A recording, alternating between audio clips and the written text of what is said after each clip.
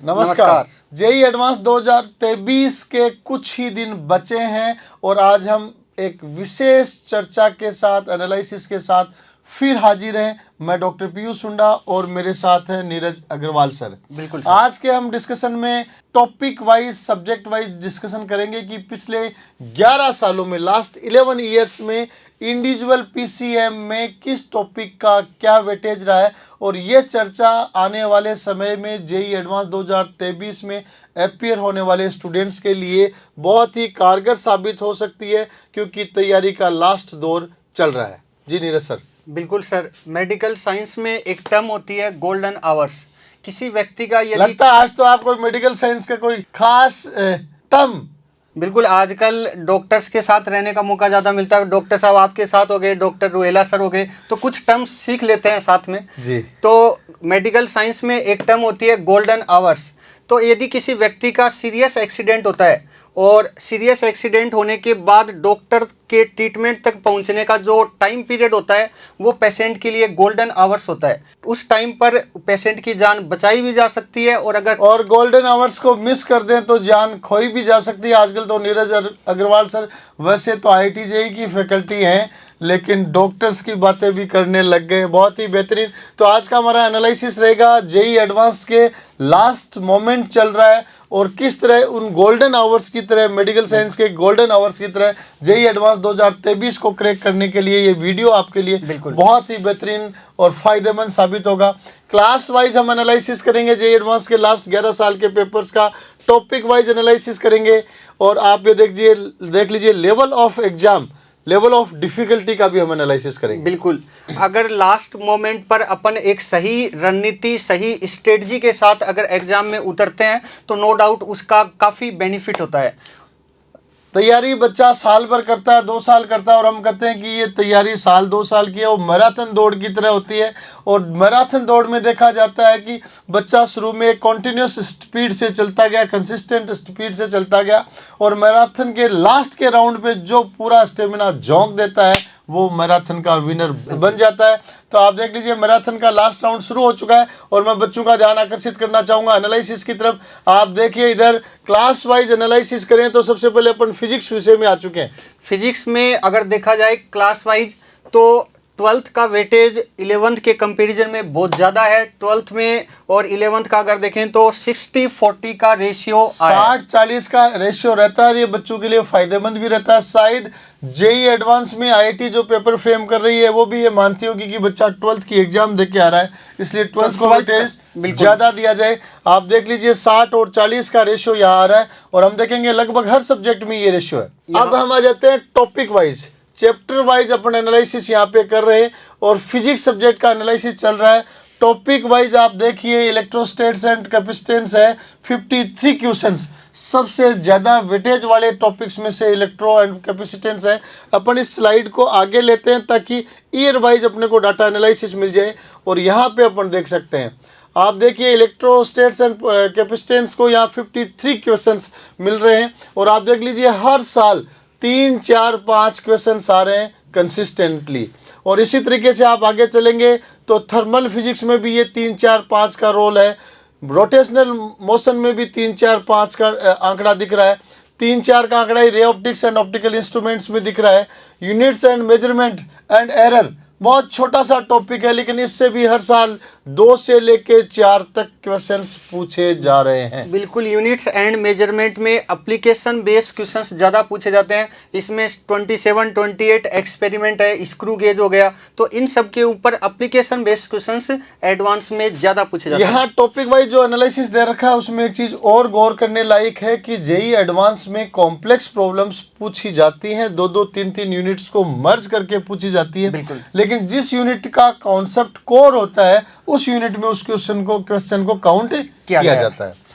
अगर यहाँ पर देखा जाए डॉक्टर साहब तो बहुत ज़्यादा वेरिएशन अपने को देखने को मिलता नहीं है। जिस चैप्टर का वेटेज ज़्यादा है उससे हर साल अच्छी संख्या में क्वेश्चंस ये फिजिक्स सब्जेक्ट में अपन देख रहे हैं कि यहाँ तक लगातार क्वेश्चंस यहाँ तक बच्चे के आते जा रहे हैं और सब्जेक्ट का ये पीडीएफ फाइल है, ये आपको डिस्क्रिप्शन बॉक्स में मिलेगी जहाँ से आप और अच्छी तरह से इंडिविजुअल एनालिसिस कर सकते हैं। और फिजिक्स का ग्रॉस एनालिसिस अपन देखें तो इलेक्ट्रोमैग्नेटिज्म में का 129 क्वेश्चंस 11 साल में आया है। और लगभग आप ये देख लीजिए मैकेनिक्स फर्स्ट और सेकंड को अपन जोड़ दें तो 139 का क्वेश्चन आया। मीन्स मैकेनिक्स नंबर 1 पे जा रही है, इलेक्ट्रोमैग्नेटिज्म में नंबर 2 पे जा रही है। लेकिन आप इधर देख लीजिए thermal physics 55, modern physics 49, optics 46। Means topics को अगर वेटेज के अनुसार अपन देखें तो इन टॉपिक्स को अगर अच्छा तैयार कर लेते हैं तो जेई एडवांस क्रैक करना मुश्किल बिल्कुल भी नहीं है। बिल्कुल डॉक्टर साहब, कहा जाता है कि जेई मेन में अगर अपन जेई मेन का एग्जाम दे रहे हैं तो उसमें अपन ये कहते हैं कि हाँ 100% सिलेबस के साथ उतरना चाहिए, क्योंकि हर चैप्टर का वेटेज लगभग बराबर होता है। हर चैप्टर से एक एक क्वेश्चन जनरली पूछा जाता है, जबकि एडवांस में ऐसा बिल्कुल भी नहीं है। यदि कोई बच्चा बहुत अच्छी प्लानिंग से 60 to 70% सिलेबस अच्छे से कर जाए तो वो जेई एडवांस में अच्छी रैंक के साथ सिलेक्ट हो सकता है। नीरज सर एक नया टिप्स दे चुके हैं कि सिलेक्टिव पढ़ के टॉपिक सिलेक्टिव हो, हालांकि उस टॉपिक को पढ़ना तो डेप्थ में पड़ेगा। हाँ। लेकिन टॉपिक को सिलेक्टिव अपन जितना भी पढ़े डेप्थ में पढ़े उस चैप्टर को। अब आ चुके हैं हम केमिस्ट्री पे। लास्ट में ओवरऑल कंक्लूजन भी हम लेके चलेंगे, इसलिए इस वीडियो पे आप बराबर बने रहें। केमिस्ट्री में अपन देख रहे हैं तो वही ठीक वैसी स्थिति आ रही है। 12th का वेटेज लगभग 57%, वही 60-40 का रेशियो केमिस्ट्री में जा रहा है। और टॉपिक वाइज अपन चलते हैं तो आप देख लीजिए कि टॉपिक वाइज कैसे वेटेज मिल रहा है। एल्डिहाइड कीटोन कार्बोक्सिलिक एसिड बहुत अच्छा वेटेज मिल रहा है। Alcohol phenol ethers organic chemistry के पार्ट है। इधर आप देख लीजिए D and F block elements 30 questions. छोटा चैप्टर है लेकिन अच्छे छोटा, क्वेश्चंस। जैसे अखबार वाले लिखते हैं छोटा विज्ञापन बड़ा लाभ, छोटा चैप्टर बड़ा लाभ 30 क्वेश्चन है। इधर पी ब्लॉक को हमने 2 में डिवाइड किया क्वेश्चंस के हिसाब से। पी ब्लॉक में भी आप दोनों को मिलाएं तो 36 क्वेश्चंस आ रहे हैं और डी एंड एफ ब्लॉक में से 30 क्वेश्चंस आ रहे हैं। पी ब्लॉक लेंदी है, डी ब्लॉक छोटा है और अपने आप में छोटा चैप्टर बड़ा लाभ कमाया। बिल्कुल एनालिसिस का यही फायदा होता है कि अपने को किस पोर्शन को ज्यादा करना चाहिए, किस पोर्शन से ज्यादा क्वेश्चंस आते हैं। काफी दफा पी ब्लॉक के लंबे टॉपिक में बच्चे उलझे रहते हैं, डीएफ ब्लॉक को हल्का छोटा बच्चा जान के इग्नोर करते रहते हैं और वो बच्चे के लिए भारी पड़ जाता है। तो अपन टॉपिक को फिर से डायरेक्ट एनालिसिस में 11 साल के एनालिसिस की तरफ आगे बढ़ते हैं। और आप देख लीजिए एल्डिहाइड कीटोन्स कार्बोक्सिलिक एसिड है, उसमें कंटिन्यूस 1 से लेके 5 तक क्वेश्चंस आ रहे हैं। अल्कोहल फिनोल ईथर में भी 1 से 5 तक क्वेश्चंस आ रहे हैं। आप देख लीजिए यहाँ तक के टॉपिक्स में जीरो बहुत कम है।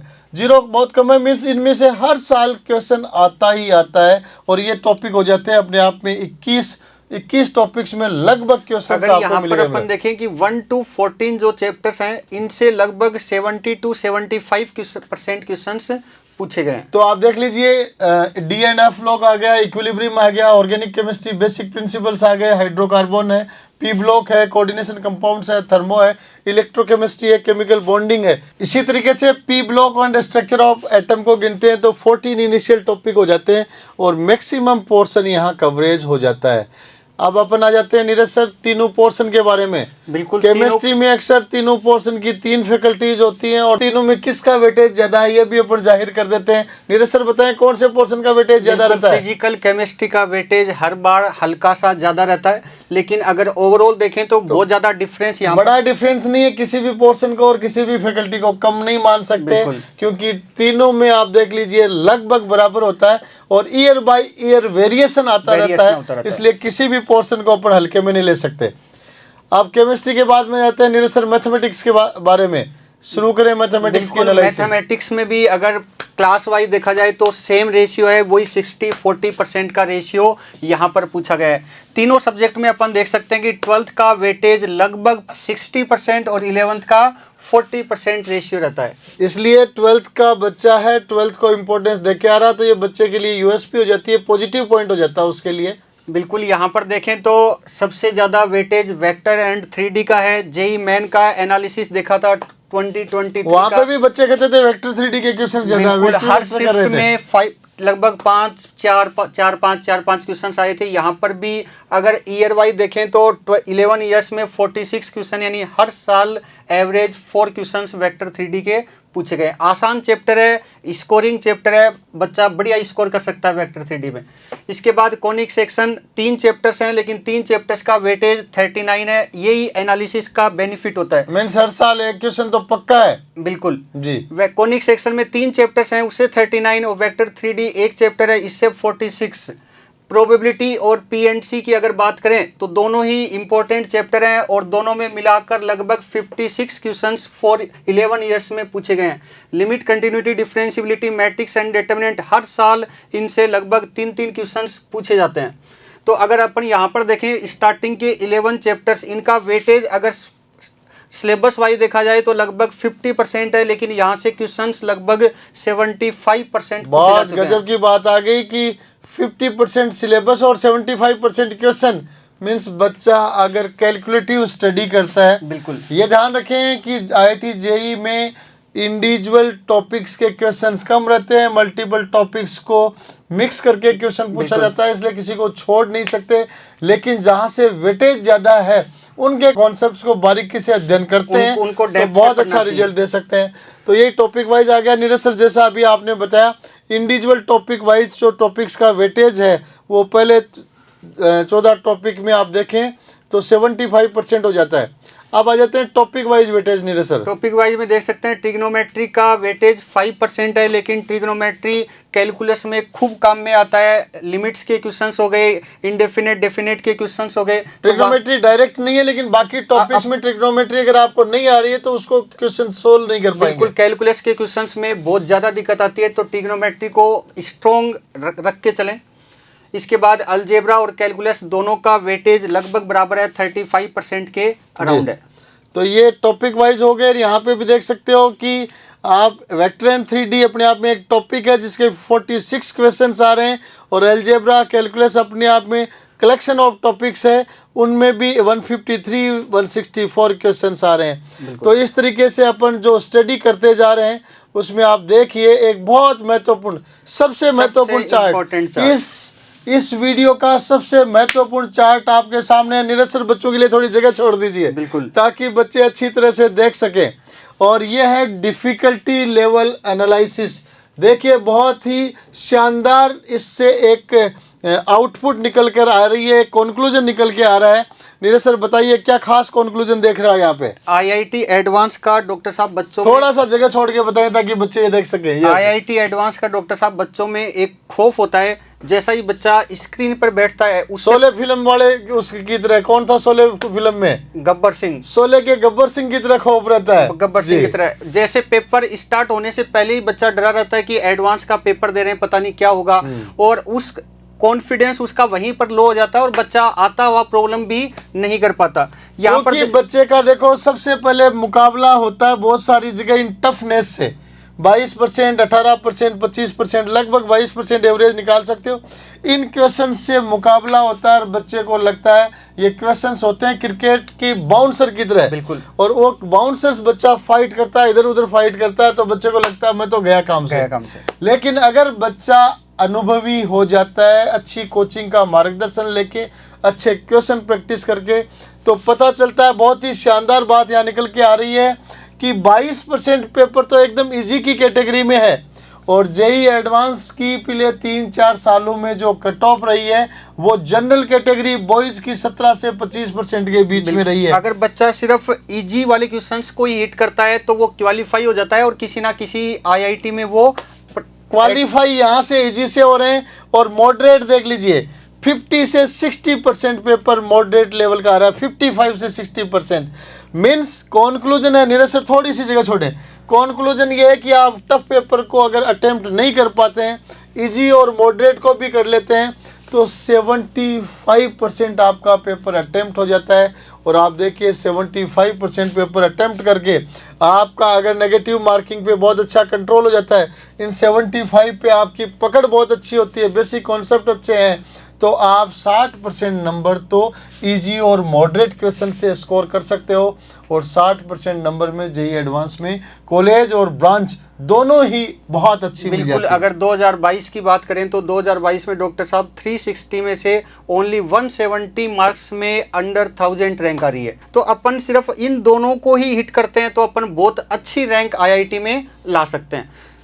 तो ये कंक्लूजन आज हमारा था जेई एडवांस के लिए, और इसमें हमने subject wise topic wise analysis किया। जेई एडवांस की एग्ज़ाम कुछ ही समय बाद में है, और आने वाले समय में लास्ट मोमेंट में जेई एडवांस की तैयारी के लिए किन टॉपिक्स को किस तरीके से वेटेज देना है, ये आज के वीडियो के माध्यम से बच्चे जान सकते हैं। और लास्ट में जो हमने सबसे महत्वपूर्ण कंक्लूजन बताया कि बच्चों को टफनेस लेवल में घुसकर अपना कॉन्फिडेंस डाउन करने के बजाय सबसे पहले इजी क्वेश्चंस को हिट करें, फिर मॉडरेट को हिट करें, और उसके बाद टफ में जाएं। टफ में गए बगैर भी आप ऑल इंडिया अंडर 1000 रैंक में अपनी जगह बना सकते हैं। बिल्कुल, आईआईटी वाले बच्चों के लिए बिल्कुल वो गोल्डन आवर्स वाला टाइम चल रहा है, और इस टाइम पर अगर हम ज़बरदस्त तरीके से मेहनत करते हैं तो अपन सिलेक्शन की रेंज में है, तो अपन एक अच्छी रैंक में आ सकते हैं। और अगर आउट ऑफ सिलेक्शन चल रहे हैं तो इस लास्ट टाइम की मेहनत में अपन एक सिलेक्शन की रेंज में आ सकते हैं, रेंज में पहुंच सकते हैं। इसलिए मैं सभी बच्चों को कहना चाहूँगा कि लास्ट का मोमेंट है, इस लास्ट दौर में आप अपने कॉन्सेप्ट्स को आराम से पढ़ते जाएं। और सबसे महत्वपूर्ण चीज़ ये आती है कि इस लास्ट दौर में आप ज़्यादा से ज़्यादा क्वेश्चन प्रैक्टिस करें, ज़्यादा से ज़्यादा पेपर देवें, ऑनलाइन पेपर्स की प्रैक्टिस करें। जेई 2023 के माध्यम से देश की टॉप आईआईटीज़ आपका इंतज़ार कर रही हैं। नमस्कार। नमस्कार।